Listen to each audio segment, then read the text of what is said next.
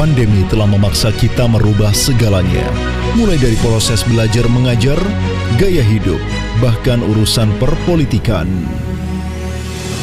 Wabah corona yang tak kunjung usai, ditambah lagi dengan semakin tingginya kasus baru per hari yang diikuti dengan semakin banyaknya kematian akibat virus ini, membuat kekhawatiran semakin meningkat. Terlebih, adanya rencana pilkada serentak pada tanggal 9 Desember 2020 yang diputuskan untuk tetap berjalan sebagaimana biasanya. Banyak pihak yang menyarankan pilkada serentak ditunda hingga pandemi mereda, atau setidaknya ada cara baru dalam suksesi kepemimpinan di daerah.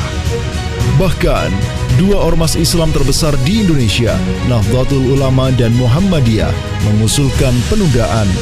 Alasannya, hal ini dikhawatirkan dapat menjadi potensi penularan virus yang masif di tengah masyarakat.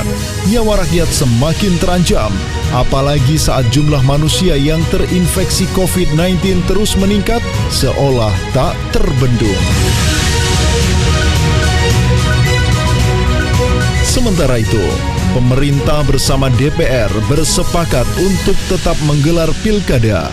Dalihnya, di samping sudah diagendakan, pilkada diharapkan dapat memunculkan pemimpin baru yang handal.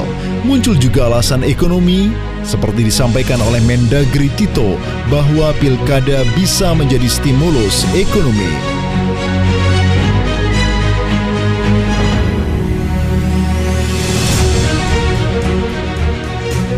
Maka wajar jika muncul sebuah pertanyaan.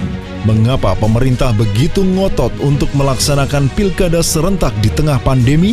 Padahal, jika dilihat bagaimana proses pendaftaran yang seharusnya tanpa pengerahan massa, justru yang terjadi malah sebaliknya.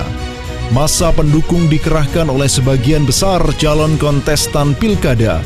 Hal tersebutlah yang membuat kekhawatiran sejumlah pihak, khususnya tenaga medis, yang sedari awal berjuang di garda terdepan dalam penanganan pandemi ini.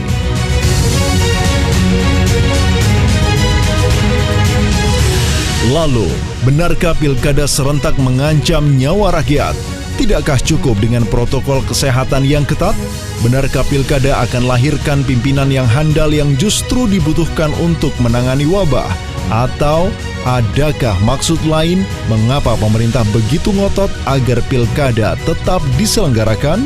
Lantas, pilkada antara syahwat politik atau nyawa rakyat?